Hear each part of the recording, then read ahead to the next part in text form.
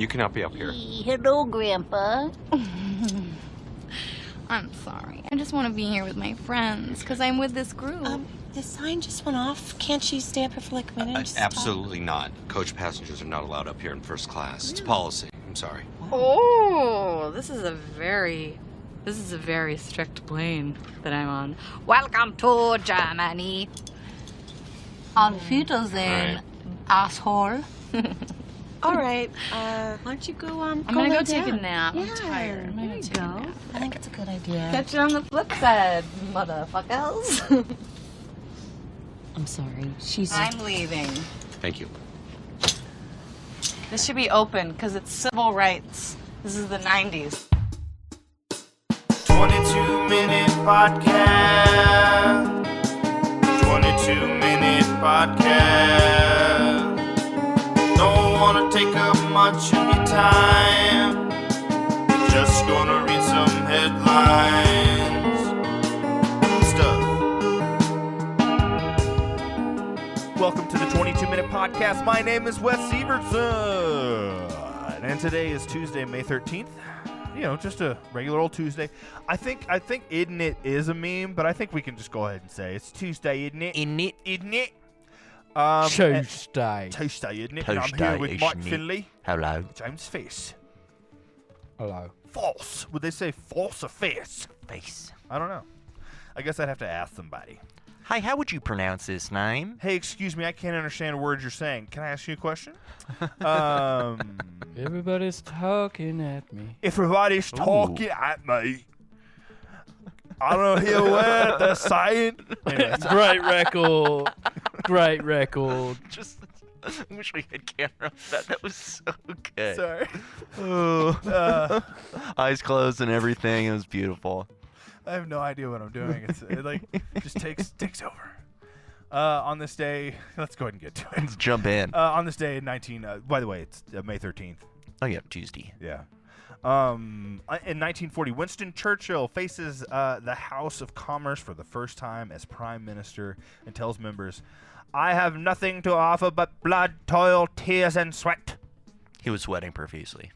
Well, Yeah, he was With a quite cigar in his hand. my favorite, super portly. right? My favorite quote from Winston Churchill is, "Why stand when you can sit?" My man. Yeah, you know. Probably for your health, Winston. But anyway, You burn 20 calories an hour standing. Do it. really, that's awesome. I like that. I like it. There's a guy we know in Denton who I swear to I've never seen him sitting. He's a very tall man as well. Even whenever he's a tattoo artist.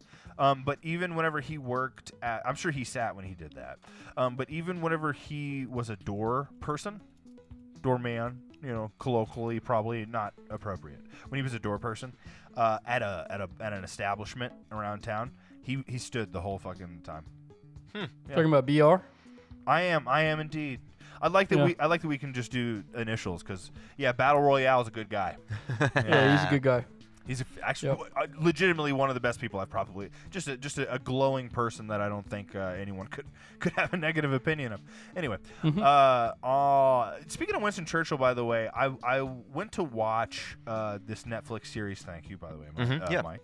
About essentially it kind of breaks down the Cold War, like post World War II, and then how ultimately that led up to the Ukraine conflict and Russia's invasion of Ukraine. I obviously haven't gotten through all of it, but I think when I went to hit play, I did get to it, but when I went to hit play, I think it slipped. Because all of a sudden I'm like, well, I guess they're starting this episode 1 about Winston Churchill. I don't know, you know. And so for about 30 minutes, and after about 30 minutes, I was like, this is too much Winston Churchill. And I was like, kind of. What the fuck does this have to do with Ukraine? Yeah, you know, I was like, wow, they really. I thought we were doing post World War II. I thought that's where we were starting. And no, we're talking about Winston Churchill's childhood. I don't understand. So I Character development. We're like, okay, you know, Ken Burns, we're doing it. It's about telling a story. It's not Ken Burns, but it is a guy who he's done a couple of these. I ended up looking it up. I don't know. I've been for some reason I've been on a history documentary kick, and specifically around World War II. But I don't feel like the stereotypical reasons that boomers and Gen Xers have. Sure. It's because I am just tired of hearing about Holocaust denial. Like Yeah. that's ultimately like, Yeah. And there's just such video. I mean, like some of the most famous directors from the 1930s, 40s, and 50s went to Auschwitz. Yeah. And multiple concentration camps, and they filmed what you would expect to find at the. I don't want to go into it. All right, I'm not trying to be vulgar or whatever about it because I'm just tired of the denial. I'm sorry. So anywho, that's why I've been watching that, but ended up watching about 45 minutes of Winston Churchill information. It was interesting, but it wasn't. Again, I'm not trying to. Oh, I want the backstory. No, I'm trying to learn because within the history of the Cold War is the history of also like post genocide, post Holocaust. So anyway, again, Mike's putting the stuff in the history list, and I'm just gonna end up yelling about a lot of things. I love it. On this day in 1981, very topical for now. If you're Catholic, which no, okay. Pope John Paul II survives an assassination attempt. Like, chill. We got him. We ended up getting him though. No, see, that's the real issue I have with like, we got an American Pope. To me is very scary, because it just does. I mean, let alone a White Sox fan. Oh, dang it! I wanted to just do my impression of a drop from another radio show, and I can't. But what I do want to say is congratulations on bringing it back to baseball, James. Sorry. No, I'm saying congratulations. It was hilarious. He was at the 2005 World Series. I saw that they clip. Beat, Houston. I saw that clip myself. Yeah, he's in the crowd with what looks like, I guess, like his family, his brother or something. I don't know. Yeah, we definitely got to feature that on the next episode of The Bench Minch, your Texas Rangers podcast. Your Texas Rangers podcast. Your Texas Rangers podcast. Anyway, Podcast. No, that's the tough thing. Okay. Again, scared of an American Pope because we're not going there yet. So I'm just going to keep going. Yeah, because you're talking about generations, decades now of what will be like American, the religious America. And like for some reason, Catholicism has been like growing in America in general. Huh. Yeah, I don't know. That's what I've heard. I guess I should do some research. Maybe it's the magic of God. The magic of God. Like he's, oh man, I'm so confused by that statement. Like, Divine intervention, dude. Okay. He's tapping people on the shoulder and letting them know. right, that's what a smooth brain person would think. Mary didn't Well, it fuck could be anybody Gary but Sinise me. also. Right, that's actually a reasonable conclusion to come to. It's people like Jerry Sinise. It's people like Gary Sinise for sure who like are actively. Could you imagine meeting him and doing that? Oh, hey, what's up, Jerry? Hey, Jerry. Jerry, I loved your work on Apollo 13. And then he just fucking Snake just eyes. slips into that stare that he does. Well, you know how you would have to do it is okay. This is how. I mean, I know a little too much about Gary Sinise, honestly, because he. This is what it would be. Sir, it's fantastic to meet you. I just want to say I'm not a Chicago local, and just being able to find videos online or just through friends or something of like True West, Steppenwolf Theater with you and John Malkovich. Kevin Rigdon. You know what? I got to meet him, and I'd just be dropping these names, and I'd be dropping like parts of his life where he was like a growing young, more than hopeful actor, kind of thing. Where he started a fucking theater in Houston, or I'm sorry, in Chicago that is still going today and still one of the most respected like conservatories. So you lull him in, is what I'm saying. And Jerry, and then you say, Jerry, can I take a photograph with you? Jerry, do you mind if I get? No, Jerry, I just need a selfie. Oh, Yeah. what a good bit. So good. And you're right, it would just be that. His all of a face sudden just like lights up, and then all the color just drains from his out of- face. If you're like, I couldn't. now, Mr. Sinise.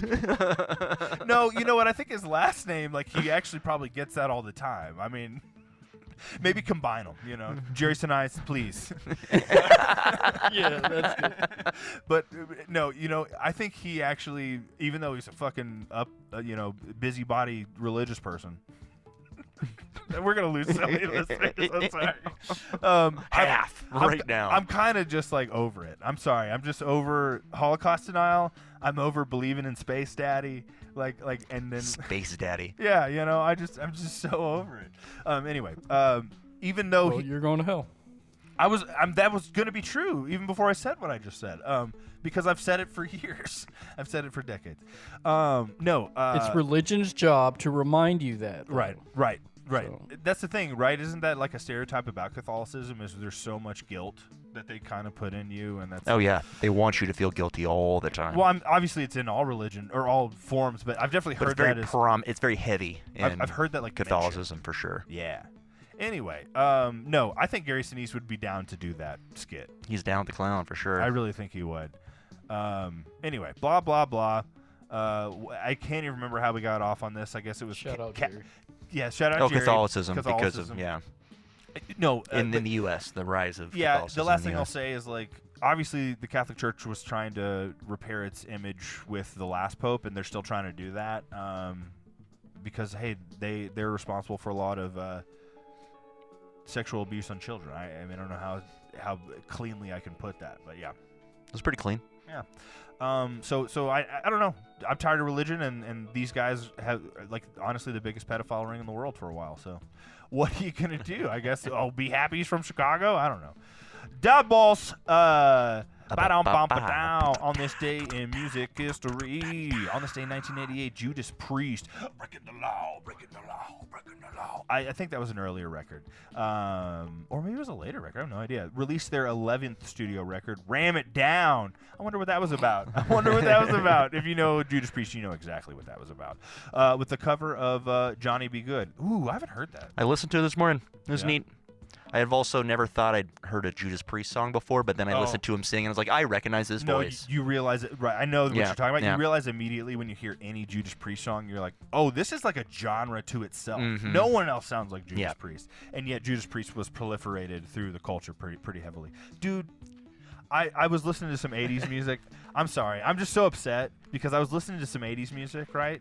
And like it's just striking me more and more that really was the lull generation. Like everything was so prosperous and everyone was just so overly materialistic while also being so fucking on drugs and crazy. Like hyped. So while it was the craziest shit ever, it was also like dude, it's a lot of things. Technology made DIY, like the DIY music scene of now would have just been the music scene. Yeah. Because they hadn't established, the conglomerate record labels of the 90s and 2000s, and now, I mean, what does Disney own music? I don't know what it is now. Oh, I'm sure. Ridiculous. But in the 80s, every day was Woo Day. Pretty much, dude. It kind of seemed like it. Obviously, there were. You had a brand new fucking hype track every day. Right, and that's the way it felt, man. Like, because you couldn't just oversaturate yourself as well. I mean, dude, people were blasting fucking Led Zeppelin in the middle of blasting whatever. Obviously, Led Zeppelin was more before that. But like in fucking beat up truck, speakers rolling down a back road. Mm-hmm. They could barely hear it, and they were fucking on fire here in Van Halen. And we 12 beer bottles rolling around the floorboard, just. And honestly, back whenever that was probably less of a risk than it is now. Like just in the sense of how crowded. I mean, just less people on the road, right? Anyway, whatever. Maybe we should be able to drink and drive at night, and if kids are out, that's their problem. That's on them. Yeah, if kids are rolling around at 10 p.m., 10:30, then the parents should be arrested. Yeah, exactly. Oh, did I hit your abused child? Sorry, I'm training to be a cop. Yeah, exactly. Yeah. Just gaslight the parents. Yeah. Oh, you take a sip of your beer. And where were you when your kid was out in the middle of the road while I was doing 95? Yeah, exactly. Swerving. No, there are New York Times articles from like I think even like as recently as the 70s that have like editorials that are like drinking and driving's fine. I mean, I guess that's 50 years ago at this point, so that does seem like a long time. Never mind. Remember, it's not the 90s. That's crazy. Oh my god. When did that happen? Well, we got out of it 25 years ago. It's crazy. It's I'm not upset. No, I don't know. I should stop thinking. Well, okay, because we're probably gonna do a couple '80s covers, Shelby and I. So, fuck yeah. So I just been thinking about it a little That's bit more. dope. And I need to not think about it, to be honest with you. Well, but I got to think about it 5 more times because the plan. Well, it's a loose plan. Okay.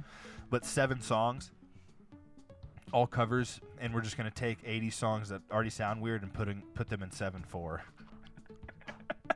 That's gonna be cool. Yeah, it's gonna be only Talking Heads. only pretentious people are gonna be like, "Have you heard this?" Excuse me. Like a dream of mine that's also a nightmare. So a nightmare of mine that's also a dream. It's bittersweet. Is like I could only imagine. Instead of Huey Lewis in the news, Patrick Bateman's talking about, have you heard the new Biscuit Head track? At this point, when we are a formed religion and we have tax-free status, and then Christian Bale's a part of it, we can refilm that scene. Christian Bale. Old Christian Bale's looking for God and he joins their cult. That sounds fun. We got to start now, dude. He's already like in his mid-50s. So Apparently, that was really accurate. They sat down Huey Lewis for a fucking interview. No, it's very analytical. I mean, and that's And he was like, I would say he's spot on in his assessment.